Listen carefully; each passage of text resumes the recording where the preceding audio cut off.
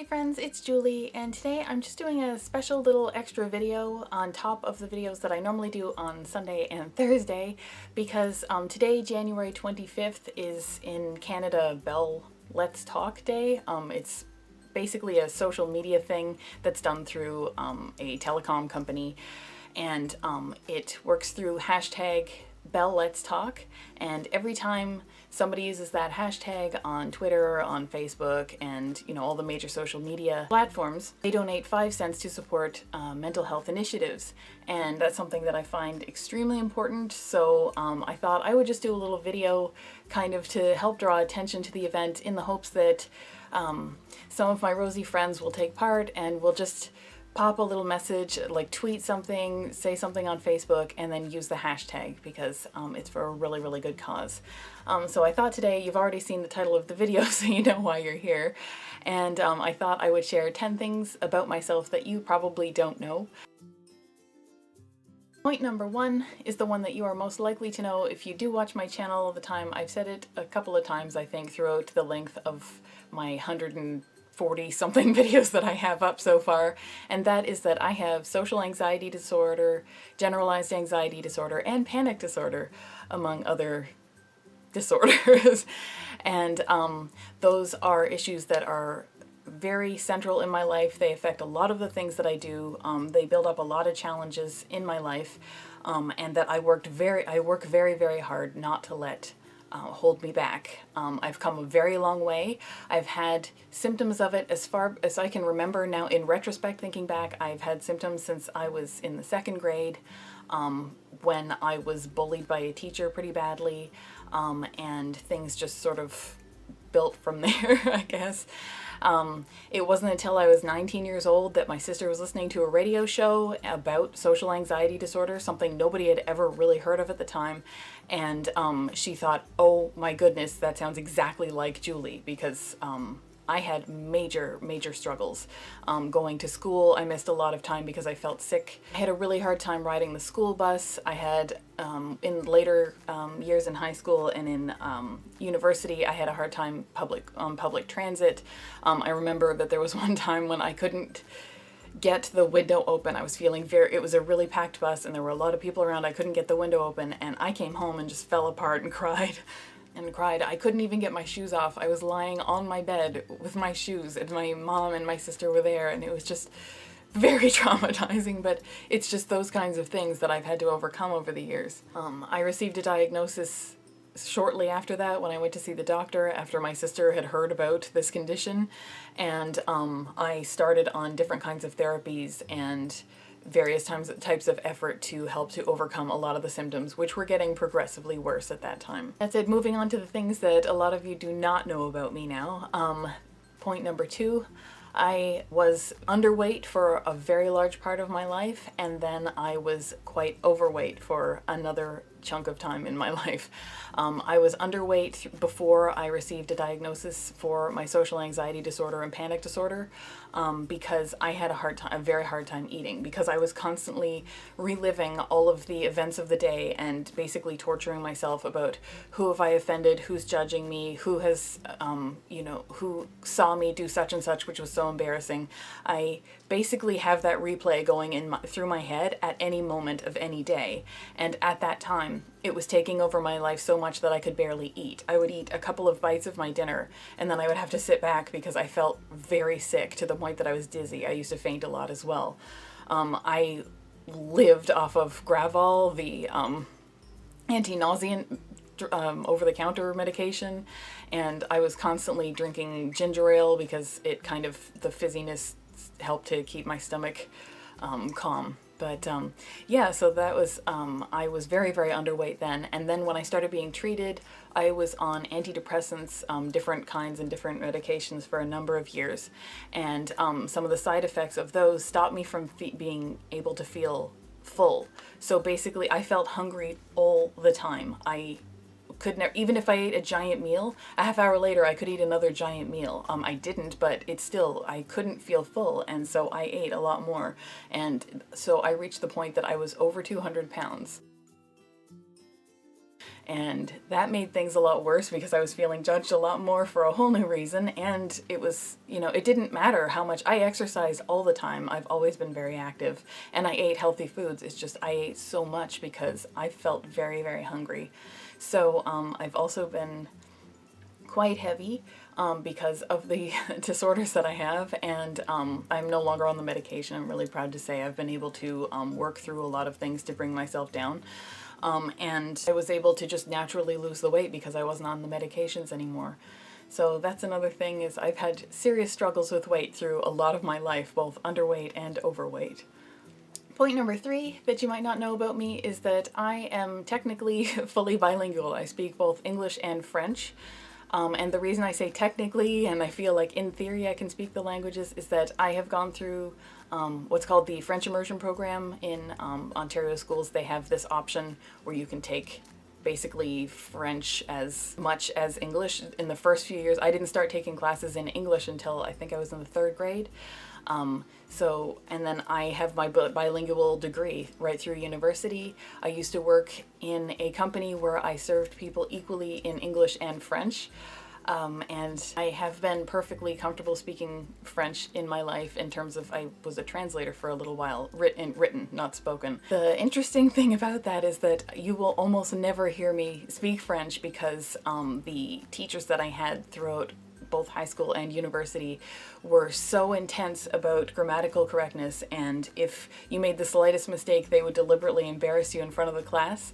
And so now I can barely, if I went to a coffee shop, I would have a hard time ordering coffee in French because I feel like I'm being judged for my grammar, even if it's just the tiniest little sentence. Even if I was just to say, "Where is the bathroom?"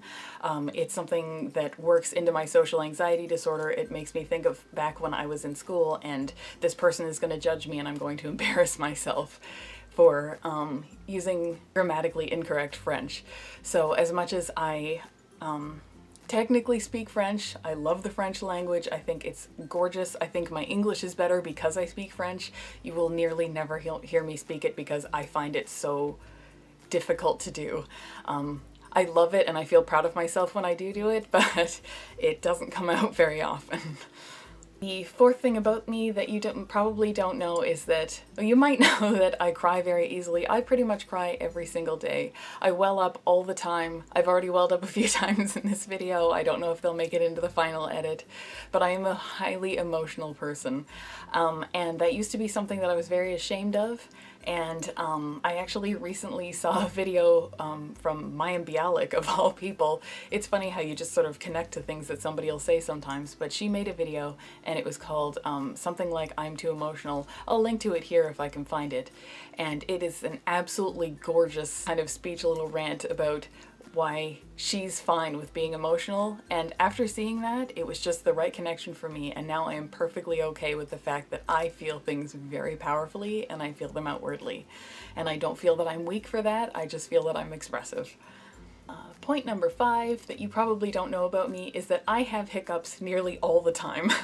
A lot of my videos are edited heavily to take out hiccups.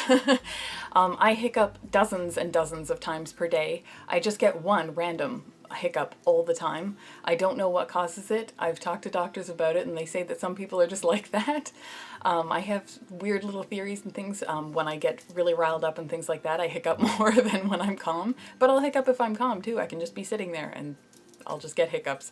So that's another thing, is I hiccup a lot. Point number 6 that you probably don't know about me is that I listen to audiobooks pretty much all the time. Waking or sleeping, I have audiobooks running in my ears. I have one right here that was running pretty much until I turned on the camera. I have, as a part of my anxiety disorder, I'm constantly reviewing situations that happened earlier today, they happened a week ago, they happened 10 years ago, they happened in my childhood. I review moments in my life, random moments or specific moments. They could be relevant to what I'm doing or they could come out of nowhere, and I'm constantly going through them, and it feels as though I'm absolutely reliving the moment. And while some of them are fabulous, a lot of them are just completely upsetting because I feel that I've embarrassed myself through the social anxiety that I experience. So to get through that and to sort of break through the noise that I have continually in my head, I listen to audiobooks all the time. I should be sponsored by Audible. Hi Audible, if you want to sponsor me, but this is not a sponsored video. I'm constantly, and I'm lucky I have a best friend who has, for a number of birthdays and Christmases and things, given me hours of books that she's read for me, or even our own book. I'm an author in real life, and she's read a lot of our books to me. She's recorded them so that I can listen to them, and I play it, and I have earbuds in while I'm asleep. I have them in while I'm cooking dinner. I'm listening to them while I'm in the shower. I am continually listening to them unless I am talking to somebody or I am making these videos. So that's another thing you probably didn't know about me, is that I am nearly continually listening to audiobooks. Point number 7 that you did not know about me is that I have been in the newspaper. I've been on a talk show before. And those were some of the hardest things that I've ever done in my life, because I am a book author, and that is the thing that I am probably the most passionate about in my life. My book and my book series is very, very, very special to me, and if a newspaper asks to talk to me, or if I'm invited onto a show, I do that regardless of how much sleep I lose before and after it, how much anxiety I'm feeling at the time, how many panic attacks I have to work through. Again, my co-author, my best friend, is amazing. She really knows how to deal with me when I'm going through the panic, and when to talk to me, when to just let me sort of get through it so I won't faint. She's incredible, and I'm super lucky there. I've actually done these things, and it shows that I hope that's a reflection that people who have these mental health problems and people who struggle with this, we're not weak. We know what our challenges are a lot of the times, and if we are passionate enough about something, we will try very, very hard to push through all of these challenges and all of these very painful experiences. We do have our limits, and sometimes we just can't push through it. I, for whatever reason, for example, had a lot of struggle. I was out and I grocery shopped, and then suddenly I felt panicky because I had to carry my groceries from my car into my home. And I knew that my neighbors could see me. And obviously that is not a stressful thing, and obviously there is nothing wrong with that, but there is something that sets off in my brain, and that was really upsetting for me. And I came inside and I was worked up for quite some time. And then I calmed down for, 10 minutes, 15 minutes, and then I calmed down, and then I got, put my groceries away and had my audiobook in, and everything was okay. But there are things that seem like normal little everyday things that are very, very challenging.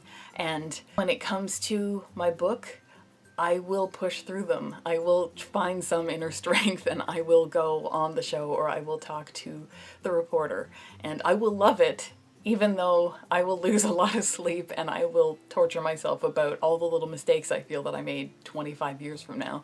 Point number 8 of the things that you might not know about me. You might know that I like Superman. I mean, it's super, super subtle and everything. I've got this guy right here. When I walk the dogs in the morning, I have a Superman baseball cap or a Superman toque on. I just think that's a lot of fun. I like reading the comics off and on, the graphic novels as well. I wouldn't consider myself a huge fan, but I think I'm on the fun level of fandom. That started in high school when I liked both that and Star Trek: The Next Generation, so I was royally labeled a geek. And I was bullied for that. It was pretty intense. It includes somebody who actually was a guest star once on 2.5 Men, but I'm not going to name that person. But yep, I was bullied pretty heavily for it. I had projects vandalized and things like that. But I hung on to the things that I love, regardless of the bullying and of the fact that I was labeled for liking the sort of nerdy things that I liked, and now that's why these types of things show up in the videos that I make twice a week, is because I'm proud of the fact that I've hung on to who I am, and that I can say that I like these things regardless of the labels that they came with over the years. I mean, it's kind of cool to like comics at the moment, but it wasn't always like that. Point number 9 that you might not know about me is that I love people. I absolutely love them. I think that's actually why that actually plays into the social anxiety disorder that I do have, is because I really care about people really deeply. And I'm not saying that to toot my own horn. I'm saying that this is actually something that's really important to me. I said that Superman was important to me. I've said that a lot of things are important to me. People are really important to me. Their opinions are what they're going through. I really care. When somebody tells me something, I care. I have a hard time watching the news. I get very emotional because I really put myself in somebody else's shoes. And when they're suffering, I feel like I'm suffering with them. That has been really challenging in my life, in that I also feel very easily judged and I'm very easily hurt by people.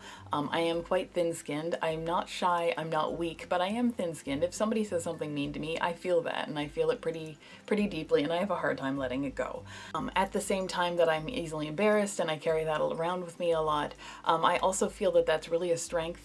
I think that it's important for us to care, regardless of how much it sets you up to be hurt sometimes. I think it's really, really important to care about people and to care about the struggles they have, even if they're different from our own struggles.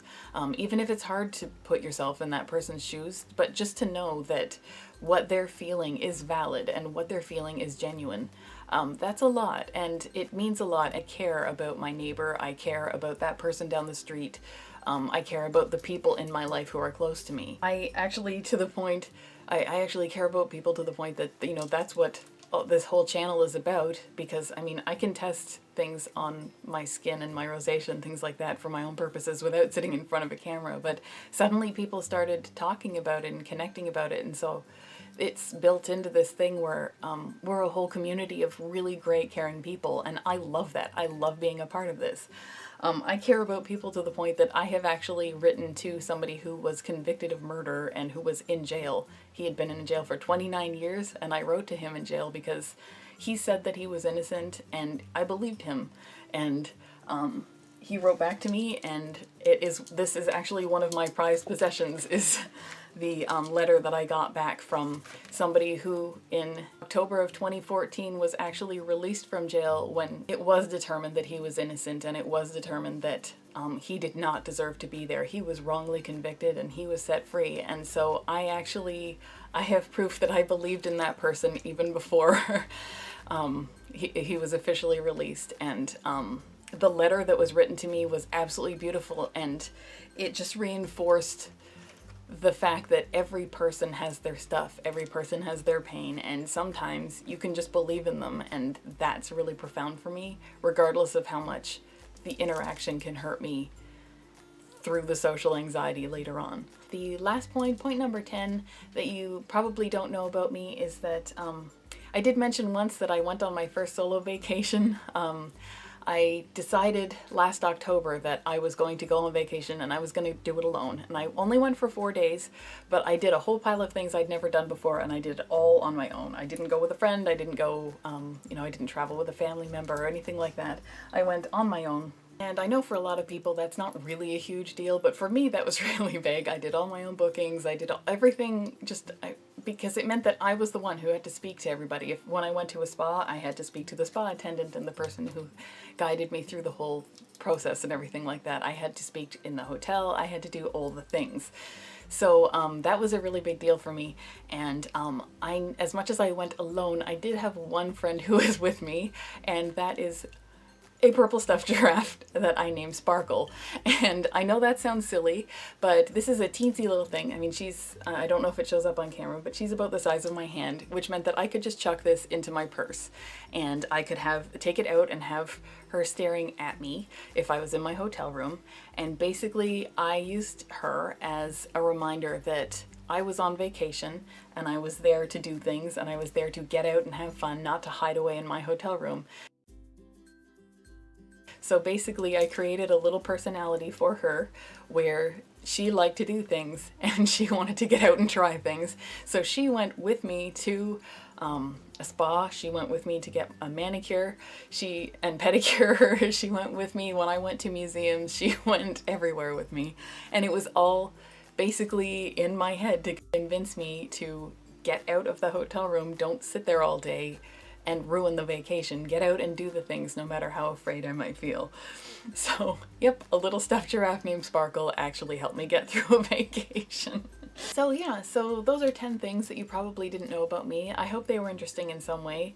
They were all kind of meant to focus on a little bit about the way that my various mental health conditions affect my daily life, or the various things that I have as really big goals in my life, and basically how it adds just that extra level of challenge that just really doesn't need to be there.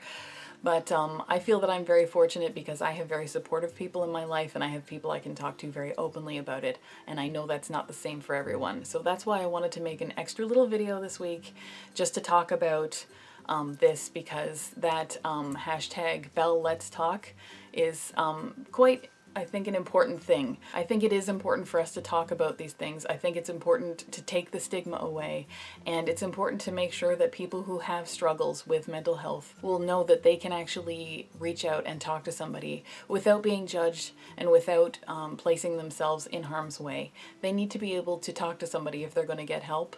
So that's why I think that this is important. So I hope that you support spreading awareness about mental health and why it's important for us to remove the stigmas attached to that. So hopefully we can make a difference. It has become a bigger and bigger thing every year, and this year I thought this was my part. This is how I'm going to talk for Belle Let's Talk. So this is not a sponsored video, this is just something that I wanted to do, and I hope you found it interesting. But yeah, so I guess that's everything, and I will see you next time.